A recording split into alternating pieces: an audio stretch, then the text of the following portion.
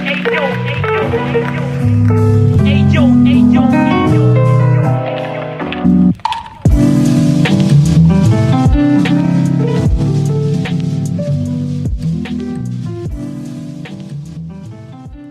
BEEX project is a no-profit foundation about visual art and photography.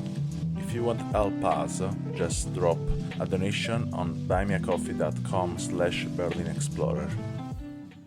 Hello everyone, we are again in 50 minutes of experience and today I'm with Pranay AGRAWAL from India, Mathura, and welcome Pranay. Hello, hi, welcome. It's really nice to have you here, and after I have checked your Instagram pictures, I was really interested to know more about your photography, especially in you as a human. So, what you can tell us first to understand who are you? Yes, so I'll tell you a little bit about my journey. I started photography in COVID, which was October 2020. So it hasn't been even a year yet. I was very much interested in landscape photography because some of my friends used to do it in my college, and that led me to buy a camera. My first camera was a Fujifilm, and it is still my only main camera. So I started going out in the streets because I could not find many landscapes in my city, and I started clicking streets. As soon as I started clicking streets, I got some understanding what actually street photography is. Then I started reading books about street photography, following other photographers, and slowly I started developing a sense about street photography, and I started clicking pictures. I used my own Instagram account to post pictures, and so far the journey has been very challenging and interesting. I mainly shoot moments which are very unique to me, which I think that people will not be able to recreate, like moments that freezes time basically. So that is there. Would you like to talk about any specific picture? No, I don't know if you have some specific picture, but what I'm looking at your picture is mainly you shoot in black and white, and I would love to know what kind of emotion you can feel it when you shoot some of your picture. So the the process I follow, the emotions I feel while shooting pictures, is like suppose I see something take a place, like it makes a frame, it makes some composition. I feel kind of a moment, like it certainly pauses in my brain. This frame is like, suppose I see somebody laughing and somebody crying in the same picture. It makes it unique, right? Like same frame, a small distance, and there are two kinds of emotions. So I would definitely capture it. It will wow me that moment. So I try to find such these kind of moments which may make a photograph unique, which may tell a story, which might have something like to which is more than just a set of pixels. It is something you will cherish, you will memorize, you will remember even after a few weeks that I snapped this photograph. So this is my like go-to ideology while taking photographs. And this is what we're talking here in this podcast about stories. So I would love to know if you can tell us some of the stories that there are behind the pictures. So I can share a story behind. Okay, so I recently shot a festival which is called Holi. It was celebrated in March. So it got celebrated in March. So it's a festival of color. And me shooting mostly black and white, I wanted to shoot at least one temple in black and white. So I visited two temples to photograph. I chose one temple to shoot in black and white and the other to be in color. And when you will see my feed, you will see I have mostly uploaded photographs which are in black and white. So I personally feel that when shooting black and white, I capture more emotions. There is a photograph in which you can see my lens is a little bit dirty. It's a little bit blurred. And those blurrings added a lot to the emotions. Like it played as a effect, as a realistic effect, which tells that we are in a very crowded place. There are thousands of people around us, and still we are trying to get some moment. The photograph I'm talking about was posted on. It was posted around 6 weeks ago. It was posted in, I think, July 13th. It was posted on July 13th. It's a black and white photograph. It's of a baby on the arms of of their mother. I really love that photograph. I look for such moments like which which are beyond colors and pixels, which are like which are some juxtapositions, for example, some portraits, some landscapes, which kind of are unique to me. I am a big fan of capturing shadows, silhouettes. I try to play with light. I try to play with the bokeh. I sometimes shoot wide open. I sometimes shoot at aperture 22. So yeah. So what do you think about you shoot you shoot in your main place, and I would love to know what we see in your pictures. It's mainly what you do it in your life. It's mainly the place you're going in your life, in general, every day, or there are places just you go oppositely to going to make some picture. Yes, so I have a mixed setup. So what I do is I go on a weekly photo walks. So there are some go-to places, which is on banks of Yamuna River. So I go there, I shoot pictures, I shoot day-to-day life. But when there are some unique events, I like to document events too. So for example, I documented Holi. Tomorrow is Janmashtami, the birthday of Lord Krishna. I'll go to document that. So I try to do a mix of things. I try to shoot the life as well as the unique events. This way I can tell stories in both the manners. Whenever I shoot events, I do not shoot the main event. I try to shoot the surroundings of the event. I try to shoot what people want to see. For example, if you are celebrating Christmas, then I might not shoot Santa Claus. I might shoot the people around Santa Claus, like various things about Christmas. I might not shoot a Christmas tree, but I might shoot the lights of Christmas tree. So this is my approach.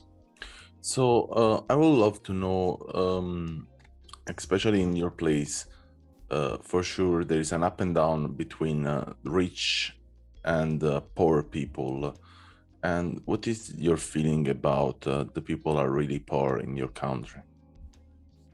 Yes, there is a huge proportion of marginalized sector, the people who are below the poverty line. I usually see, whenever I go out, I usually see a lot of people who are sleeping on the roads, sleeping under the bridges, who are sleeping on the railway stations. I would love to do a documentary on them, but not just to make my feed look aesthetic, make my portfolio look aesthetic. If I would ever document them, I'll document them for a purpose. I'll try to share their story, as well as I'll definitely show their photographs to them as well. So I've been a part of a NGO. It's called Hunger Free Makra. So we used to distribute food weekly. Then I have taken a little some of portraits of the people we used to distribute food to. It might not be available on my feed, but yes, I like to capture them as well. I like to tell their story too. If you see the post on February 25, it's one of such posts. And do you think through your picture you can give a help to not only tell this story but also doing something can give a real help to these people? Yes, definitely. There are so many NGOs which attract donations because of the pictures they share, because of the stories they share. So I can use my photographs to give to some NGO, or to give, or to like. So for example, if I'm shooting wildfires, if I'm shooting some protests, I can raise money for the people who are in need. like COVID relief fund. So recently COVID happened. A lot of photographers sold their prints to uh, like to raise money for the people in need. So I definitely think that photographs can make a change. Yeah, sure. And in which way do you sell these pictures? Sell you picture like print picture or I don't know. Tell me.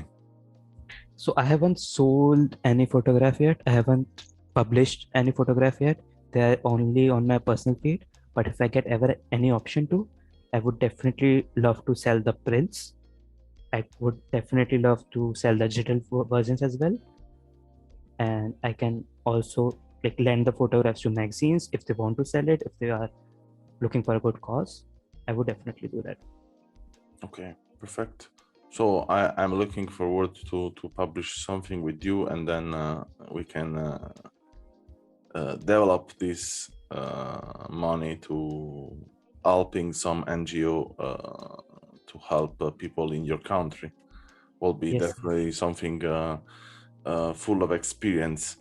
And I want to really know, there was some moment that you felt not really able to taking a picture of something or someone was too much cruel in front of you. Yes, it has happened a lot of times. Sometimes when shooting scenes, we cannot take permission before shooting the moment because it will ruin the moment. So sometimes when I snap pictures of people who are on the road doing something fishy or doing something which they might not want the world to see, and if I capture it, the people raise questions. The people come to me. They ask, "Why are you clicking my photographs? What did you click? Show me the photograph." Many of the times when they see the photograph, they understand my intention of taking the photographs and they simply let me use it. But there are some times when I have to delete the photographs. I have to apologize to the person. I i always try to be very humble. I always try to be very respectful. It's your photograph that I have clicked, and if you do not want me to have it, I will delete it. I'll delete it right in front of you.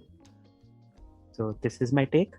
But yeah, I suggest people, like normal people who are not photographers, who are roaming in the streets, if somebody is clicking your photographs, give them a benefit of doubt.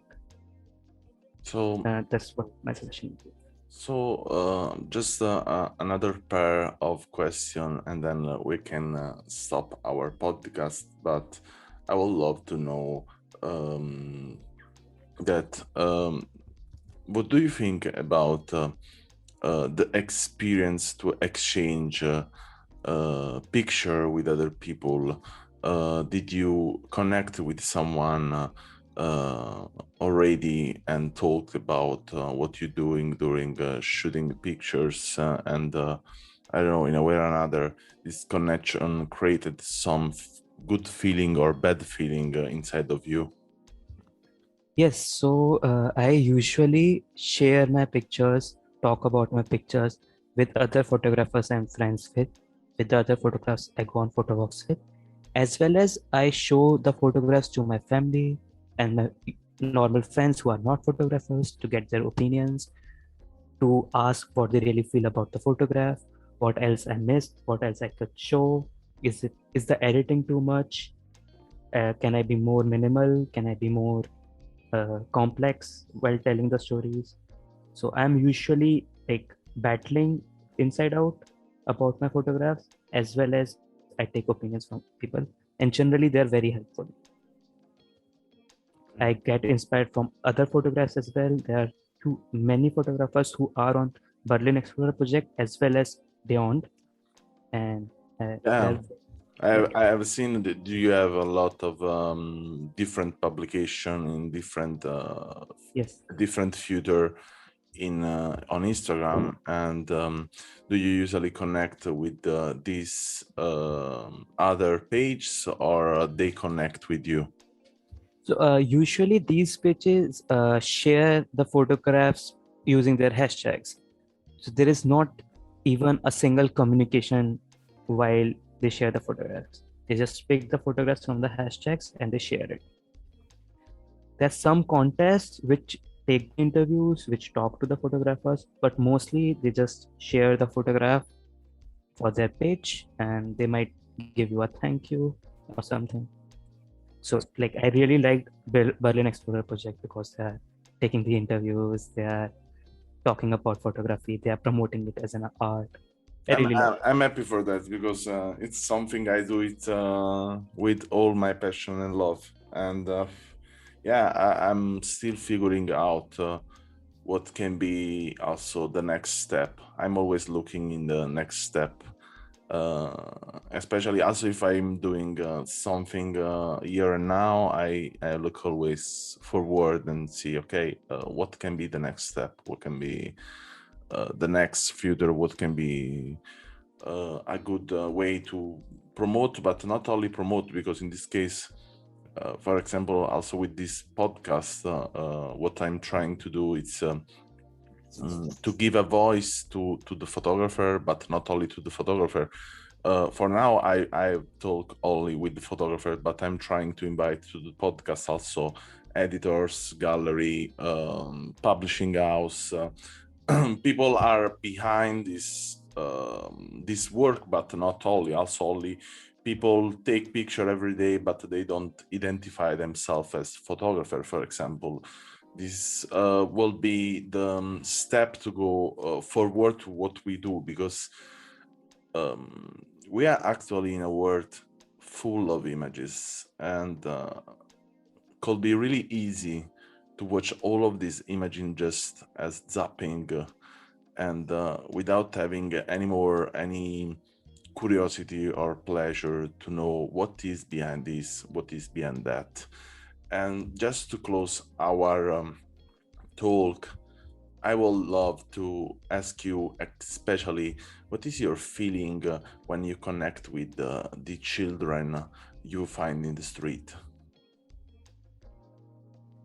Feeling is it is beyond words. I cannot explain it. Like whenever I shoot children, like I love when they see their photographs. I love that small smile when they see their photographs being clicked.